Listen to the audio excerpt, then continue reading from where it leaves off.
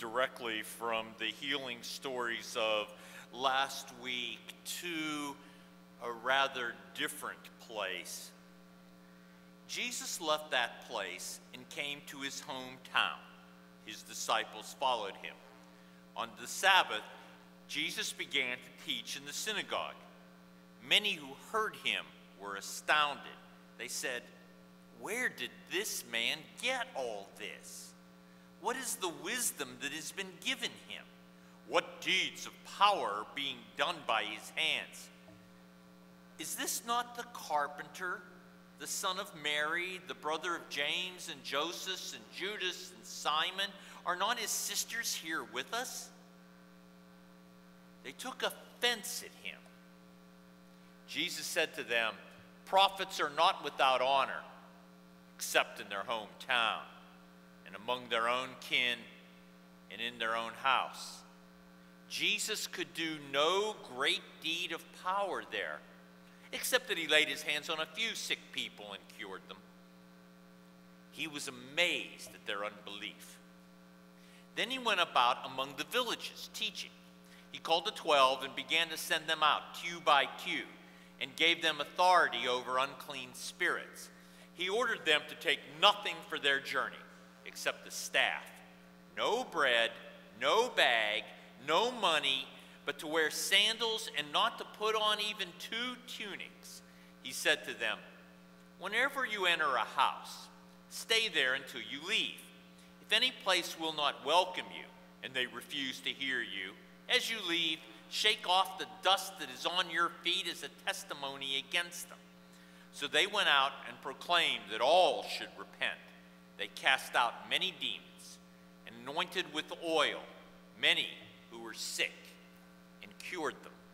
The reading ends here. When I was young, I used to hear this phrase. I don't know if it gets said as much as it used to. "Who do you think you are?" It was always an accusation that one thought better of oneself than one was. Who do you think you are? We rarely tell ourselves that or others when we judge others, when we're going to be a moral teacher for others, even though that would be an appropriate response. We have no trouble acting as if we should govern other people's lives. Some of us love to try to tell others what to do, but buoyed only by the gravitas of our own opinion. Who do we think we are? Psalm 48 gives us an example. We are people of prayer. Some of us have trouble even beginning to pray because it's an admission of need. We don't ever want to admit that. But Psalm 48 is a great prayer of people in real distress with a multitude of issues. They're people of prayer, desperate for protection and guidance. They want stability in a world where everything solid melts into air. They want to be part of something greater than they are. In Mark 6, we encounter the question again. Who do you think we are? And it's directed at Jesus. Who do you think you are? You're from here. We know your family. Where does all this come from? And he's rejected by those who know him best. Jesus himself seems limited by their resistance. Jesus seems to have an obstacle to the extent of his healing power in his hometown, and certainly his teaching is flat out obstructed, so that he marvels at their unbelief. Who do we think we are? as followers of Jesus Christ?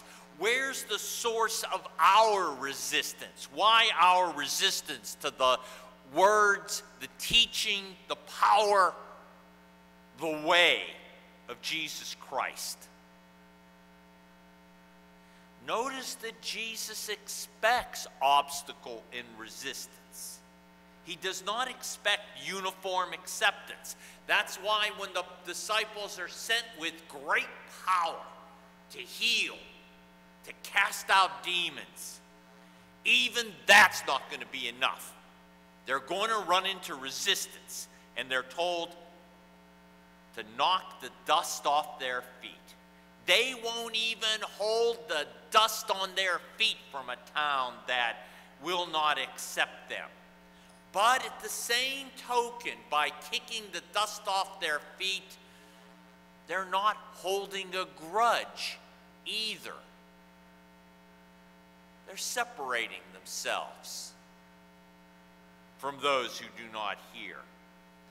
They're given nothing, they're guaranteed nothing.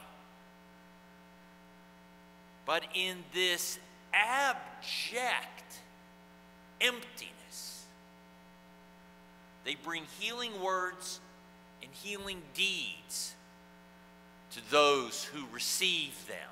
Who do they think they are? Obviously, people of enormous power. No one faces this question as clearly as Paul. Paul's been castigated by the Corinthians and their constant conflicts. You don't look like what we want. You don't sound like what we want. We've found people who fit the role better than you do. Thank you for starting our church. Now get out and leave us alone. The people we've selected as leaders are better than you.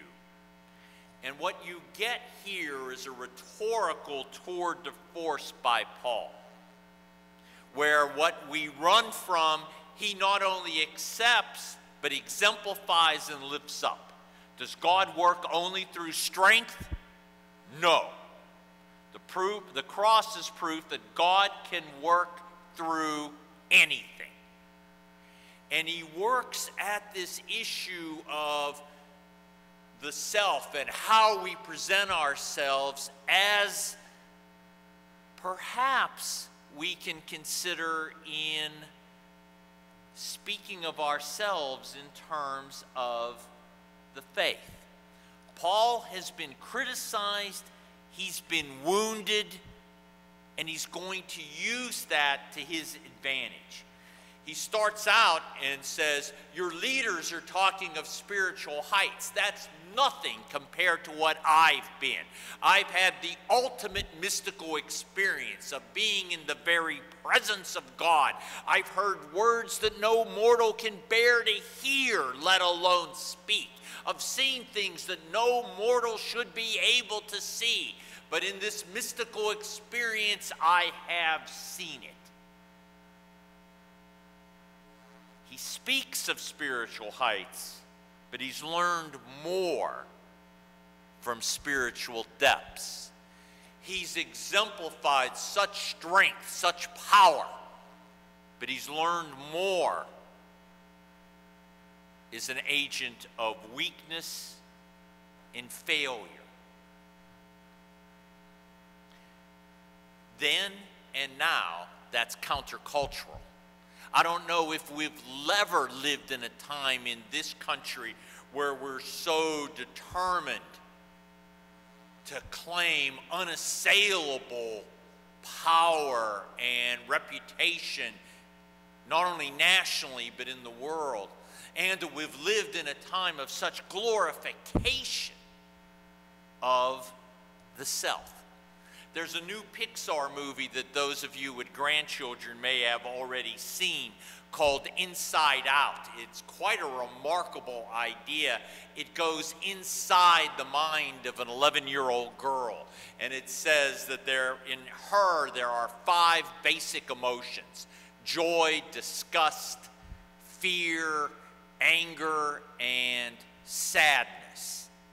And without ruining the movie too much, she has to learn how to negotiate those different emotions, or otherwise she'll be destroyed. It's a wonderful idea, and just take a moment as you go through the week. If you were describing yourself right now, what are the 5 critical emotions for you? Or if you want to make it even more religious, what are your 5 critical virtues? What are your 5 critical vices? How do you live with those? How do you negotiate them? Which is more or less important? Where do things come from, those different emotions, as we work through them? Paul's words are significant for my generation in regard to this issue of the self. My generation, the baby boomers, always felt that we were told that we weren't measuring up to a standard that always seemed elusive. That we were told we didn't measure up, but we didn't get an idea what we were being measured against. We were told we were selfish, but never really understood what that meant. We were told that we were too interested in things, but our folks measured their claim on the American dream by the stuff they had. Coaches told us things like, you have to give 110%. How can you give more than you have? And so we overreacted, and we decided to overpraise our children. Its great symbol is the participation trophy. We can't say that there are only winners and losers. Everybody gets a trophy just for showing up. There was in school a move away from things like essay contests, where there would be a first, a second, and a third, because the very notion of achievement might damage the self-regard of others. I recall we were reviewing some stuff for our older daughter's wedding, and we were thinking we might make a DVD. And I remember well the absolute gales of laughter. I've never heard our younger daughter laugh so hard. We unearthed a videotape of her as an infant. So her older sister was 3 years, 9 months old at this time. And her mother is showing the drawings of a 3-year-old. The kind of drawings you put on the refrigerator. Uniformly awful. Just, you know, what a typical 3-year-old draws. But her mother, being a baby boomer, says, look at this artistic talent she has. Isn't this just perfect? I think Sarah Lynn could become an artist with stuff like this. At this point, her sister's rolling on the floor because she's the most unartistic person next to me on earth. We grew up with Mr. Rogers telling children that they are special.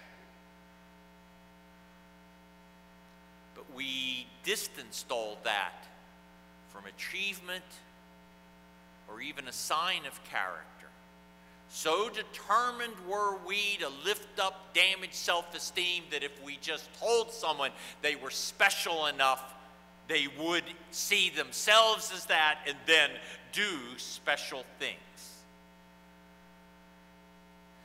Paul's really trying to balance these poles. He tries to acknowledge achievement, including mystical experience, but he doesn't want to get carried away into delirium. But he also admits that we all have weakness, We all have despairing thoughts. Neither of those define him. And that's critical in a time where so many elements of the church are in full-fledged denial that anything bad should happen to the Christian, as if we are given a shot of immunity at baptism. And that pushes us then, when bad things happen, to seek to blame that same self that we're so afraid of is damaged, that has, in essence, brought on those bad things.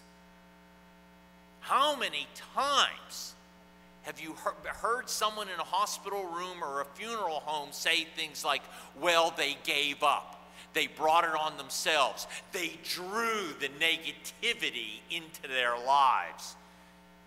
And similar insanity.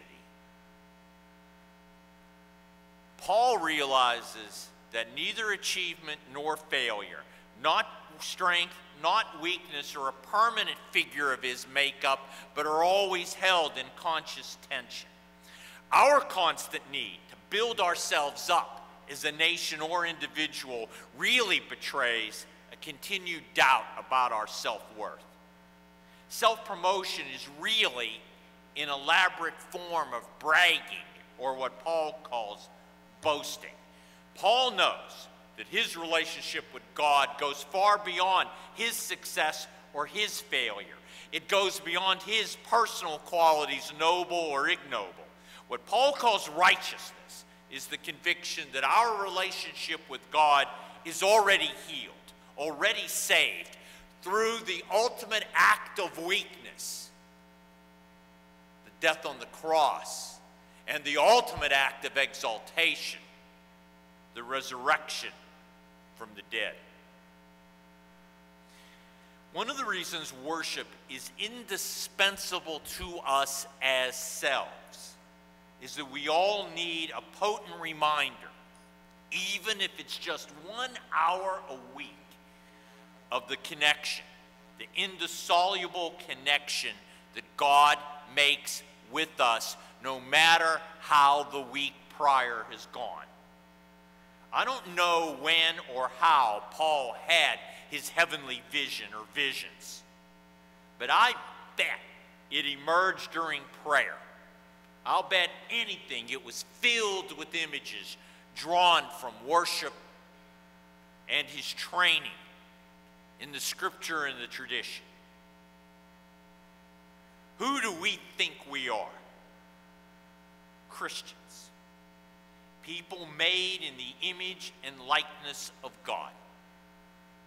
The faith does not promise visionary experience. It doesn't promise charismatic gifts. It does not promise success and success alone.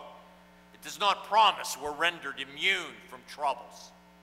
But it does mean that God holds us as infinitely valuable. Valuable enough to die on a cross. Valuable enough to offer resurrection. Given that, how should we regard not only ourselves, but for Christians, the critical move? How should we regard others? Who do we think we are? People, no better nor worse than others, as we're reminded every week in this hospital for sinners. But we are buoyed with the promise of healing and salvation, no matter our origin, no matter our achievement, in this world and the next. Who do we think we are? God's own. With that realization, everything changed.